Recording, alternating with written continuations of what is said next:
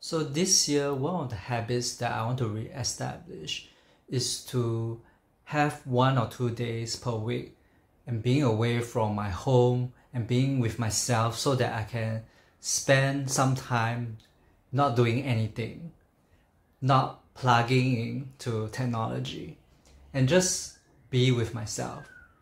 And I realized that last week when I started this, I feel a bit lost. I don't know what to do. I don't know where to go. I don't know what to eat. I realized that sometimes we humans are so addicted to doing that when we take away all the technology and all the tasks that we need to do and just sit with ourselves, there is a feeling of anxiety, like your mind is trying to get to another thing, trying to get to do something to feel more at ease and at peace. If you don't give your mind anything to do, it feels a bit restless and feel a bit lost. And this is very common when it comes to spiritual awakening, when people are just newly spiritually awakened, right? The narrative they used to have and the things that they used to need to do to feed the narrative is now gone. And what's left is just a mind. When the ego doesn't have any identity, you feel desperate and try to cling on to anything that you can find, like any distraction, like TV programs, food, or entertainment. But when you're spiritually awakened, you know that these things, this distraction doesn't bring you any fulfillment or any meaning anymore. So you are stuck in a position where you are disinterested in life and feel very lost and don't know what to do with your life anymore. There might be a misconception that doing and being are opposite of each other. Being is not just sitting there, meditating and doing nothing. Doing and being are actually not mutually exclusive. You can be taking action and yet be in flow and be connected with your spiritual self. You can allow your spirit to move you and guide you to take the necessary action. For example, your spirit may inspire you to write a book or clean the house. These actions are inspired. Or you can be taking action and be totally obsessed in a frenzy and get lost in your mind's narrative like, oh, am I going to meet the deadline? Am I doing this right? It all depends on the quality of your doing. Conversely, when you are meditating, you can be just going through the motion and not really being connected. Instead, you're just doing meditation, trying to sit still, trying to get your mind to be quiet. In spirituality, sometimes people may see that being is better than doing, but being and doing just serve different purposes. It's just how like the masculine and feminine energy, they serve a different purpose. And both energy, we have it within us. One is not better than the other. It just depends on what is required of you right now. When your mind keeps searching for things to do, it distracts you from what truly matters to you. When you allow your mind to settle, you'll be able to see clearly what truly is important to you. However, the initial slowing down of the mind may bring out some emotional pain that you have been avoiding or that is blocking you from being your true self. For example, when I had my downtime last week, my egos bring out the hurt feeling, the disappointment, and the feeling of not good enough.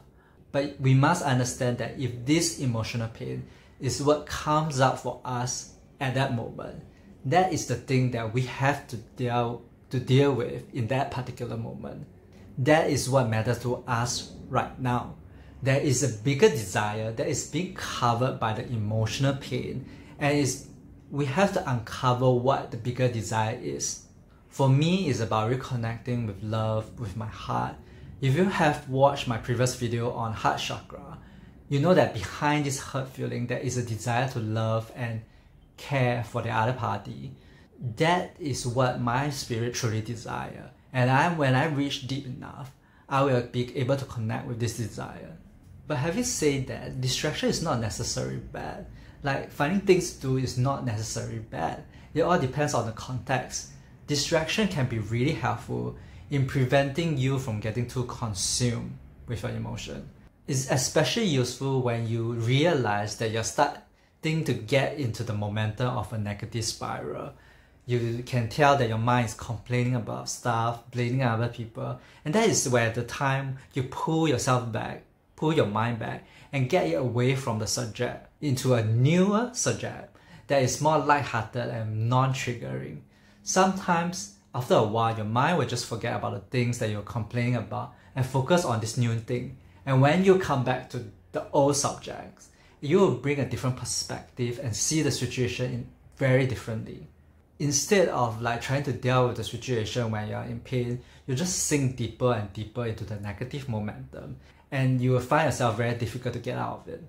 On the other hand, emotional pain is also crucial because it helps you to get to the core of what's blocking you. It prevents you from running away from your problems or just using distraction and work and doing to avoid what truly matters. This distraction may eventually turn to addiction if they are not carefully dealt with. Facing your emotional pain head on is better when the momentum has become too big or too huge to ignore. When you take away all this doing that distracts you, you may feel some negative emotion. This is where you know that you need to face your emotional pain head on. Emotional pain can be really helpful in uncovering what you truly desire, but there is a difference between being with your emotional pain, feeling all the emotion that is being brought forth, versus doing your emotion pain is to keep digging deeper and finding more things that you need to resolve or need to heal. If you are spiritually awakened and you feel lost, that is because you have not truly connected with the being part of you. You're still in your ego's perspective, trying to find things that you can do to make you feel better.